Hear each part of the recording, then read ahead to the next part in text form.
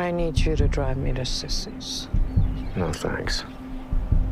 I need to get something. La saison 2 de Severance est l'une des meilleures saisons de série que j'ai vues, et malgré que cet épisode reste loin des raffineurs ou de Gemma, il délivre enfin des réponses. Allons. C'est l'heure de l'histoire, mon poulet au miel. On ouvre les petits volets. Cœur vaillant, œil sur la balle, on ne peut pas perdre.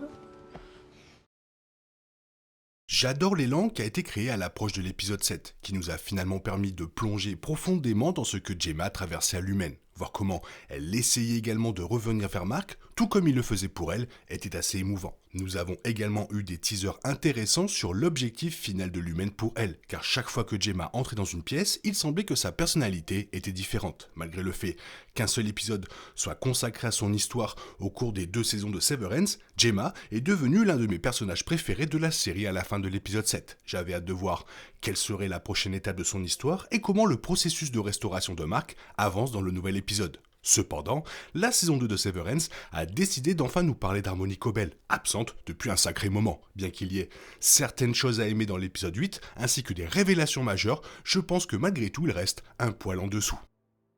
Je dois commencer par dire que Madame Cobell est l'un des personnages les plus intrigants de la série, et Patricia Arquette fait un travail phénoménal pour lui donner du style, alors que j'aurais aimé en voir plus de Cobell au début de la saison, en me plongeant dans sa vie en dehors de l'humaine, le fait que cela se passe si tard dans la saison 2 et dans un épisode entier qui lui est consacré me semble un poil excessif. Cela a complètement interrompu l'élan général de l'histoire après que l'épisode de Gemma ait expliqué bon nombre des questions que je me posais concernant son histoire. Cet épisode nous a fait suivre Cobell à Salt Neck, une ville côtière presque sans habitants qui abritait autrefois une énorme usine humaine. Le ton général de la saison 2 est plus sombre que celui de la première saison de la série de science-fiction. Je suis fan de ce choix. Dans la saison 1, nous avons découvert le monde de l'humaine et avons lentement compris tout ce qui n'allait pas dans l'entreprise. Dans la saison 2, ces lignes ont déjà été tracées, il ne restait donc plus qu'à accepter l'obscurité et à en connaître les profondeurs. L'épisode de Madame Cobell est axé sur cet objectif spécifique. Située dans une ville fantôme, Harmony Cobell commence à revivre son passé alors qu'elle cherche quelque chose de précieux qui peut tout changer. Nous en apprenons davantage sur son histoire tragique, notamment comment elle a travaillé enfant pour l'humaine, tout comme Mademoiselle Wang le fait maintenant, et comment elle n'a pas pu dire au revoir à sa mère malade lorsqu'elle est morte. Il y a beaucoup de traumatismes liés à l'humaine, et cela explique pourquoi Cobell n'accepte rien d'autre de la part de l'entreprise qu'elle a contribué à créer.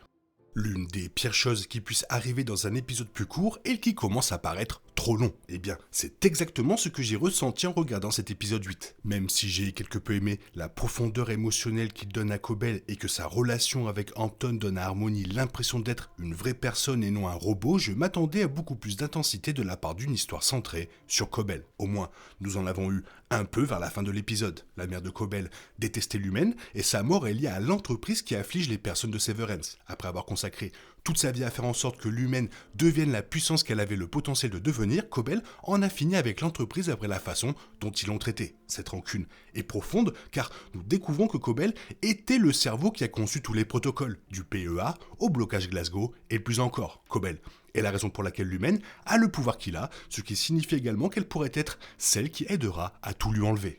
Après avoir découvert à quel point Cobell a joué un rôle important dans l'ascension de l'humaine, la saison 2 met en place un prochain chapitre passionnant. Cobell répond enfin aux appels de Devon et nous voyons le début de ce qui pourrait être une alliance entre Cobell, Devon et Mark pour récupérer Gemma et frapper l'humaine. C'est le genre d'histoire palpitante dans laquelle je veux voir Cobell impliqué. Bien que l'épisode 8 contienne de bonnes idées et qu'il soit bon d'apprendre l'histoire de Cobell, j'aurais aimé qu'il soit condensé en quelques flashbacks qui ne nuisent pas à l'intrigue principale de la saison.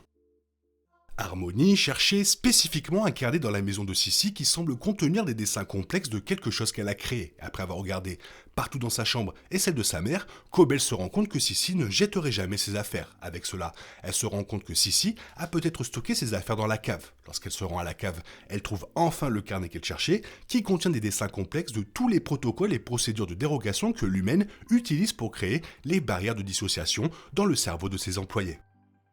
Les dessins dans le carnet de notes de Cobell révèlent que la procédure de dissociation et ses nombreux composants sont le fruit de son imagination. Elle est à l'origine de toutes les procédures utilisées par l'humaine sur ses employés. Cependant, elle n'a jamais reçu le crédit qu'elle méritait pour son travail. Au lieu de cela, James Egan a revendiqué ses inventions comme étant les siennes et s'est attribué tout le mérite de ses contributions à l'humaine. L'histoire de Cobell et James Egan rappelle la légende entourant Thomas Edison et Nikola Tesla. Il est légèrement admis que Thomas Edison n'a breveté les inventions de Tesla que sous son nom et les a présentées aux actionnaires sans donner à Tesla suffisamment de crédit pour ses contributions. Bien qu'il n'y ait aucune preuve qu'Edison ait volé Tesla, l'histoire de Cobell montre comment les forces puissantes derrière Lumen dirigent l'entreprise comme une secte. Ils manipulent les travailleurs comme Cobell en leur faisant croire que leur seul but est de servir Kirk tout en faisant toute reconnaissance de leurs contributions individuelles.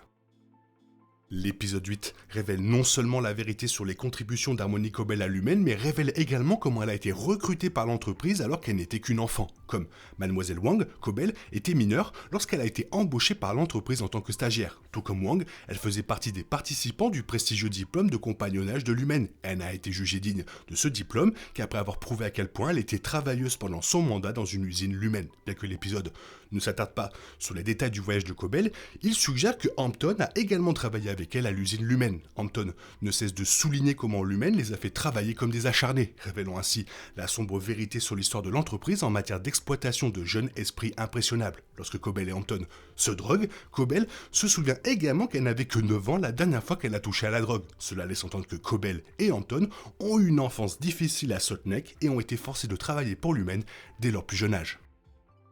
L'épisode 8 révèle que la mère de Cobell souffrait d'une maladie en phase terminale. Cobell a accepté de travailler pour Lumen dès son plus jeune âge car elle pensait que cela l'aiderait à payer le traitement de sa mère. Cependant, alors qu'elle travaillait pour Lumen, sa mère est décédée. Comme on le voit dans l'épisode de la saison 2, Cobell reste traumatisée par le décès de sa mère et porte même son tube respiratoire avec elle. Cobell essaie de faire porter la responsabilité de la mort de sa mère à Sissy, en prétendant qu'elle ne s'est pas occupée d'elle. Cependant, à la grande surprise d'Harmony, Sissy affirme que sa mère est morte après avoir débranché son propre tube respiratoire de son appareil de survie. Bien que Harmony refuse de croire les affirmations de Sissy Cobell, cette révélation la perturbe profondément.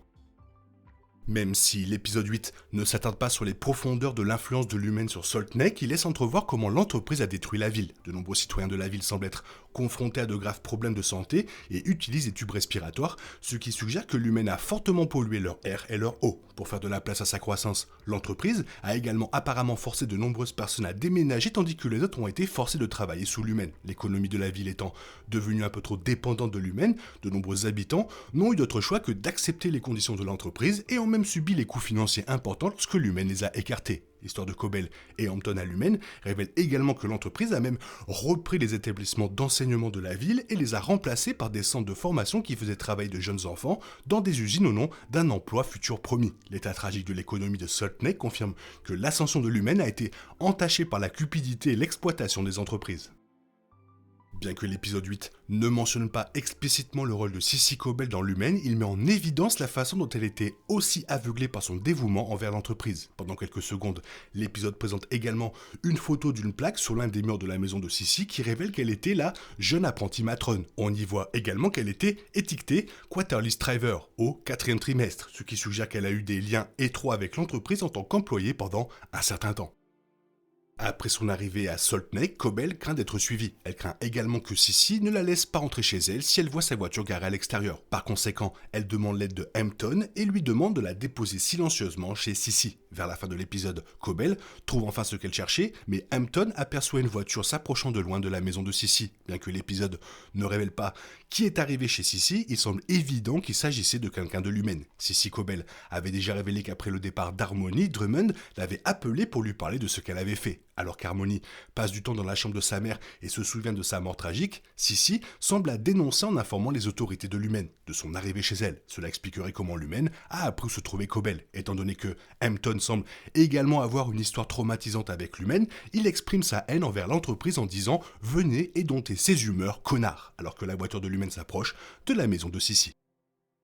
Cobell a été dévastée lorsque Lumen l'a renvoyée de son travail dans l'arc final de la saison 1. Bien qu'elle ait été renvoyée de l'entreprise, elle a maintenu sa loyauté et a aidé Lumen à contenir le chaos du PEA qui a suivi dans l'arc final de la saison 1. À son grand désarroi, même après avoir prouvé son dévouement au service de l'entreprise, Elena n'a pas accepté de l'avoir à bord en tant que responsable du sous-sol des dissociés. Elle lui a seulement proposé un autre profil de poste dans l'entreprise. Cela a créé un sentiment de dissonance dans la tête de Cobell où elle a réalisé à quel point elle avait gâché toute sa vie à rester fidèle à une entreprise qu'il avait jetée comme un outil mis au rebut. Avec cela, Cobel a finalement pu voir à quel point l'humaine était maléfique, ce qui l'a incité à fuir vers Soulnate, la petite ville dans laquelle elle a grandi. Après avoir acquis ce qu'elle voulait de sa maison d'enfance, elle s'éloigne de Salt Lake et reçoit un appel de Devon. Au lieu d'ignorer Devon et Mark et de rester fidèle à l'humaine, Cobel ne se retient plus de les aider. Dans la scène finale de l'épisode 8, elle réalise qu'elle n'a été programmée que pour croire toute sa vie à la vision de l'humaine. Cependant, comme les travailleurs dissociés, elle était aussi une marionnette que l'entreprise exploitait à son propre profit. Cette prise de conscience lui fait détester l'humaine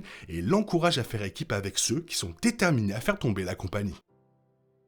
Le minimum, c'était de raccourcir le moment où elle se brosse les dents, quand même.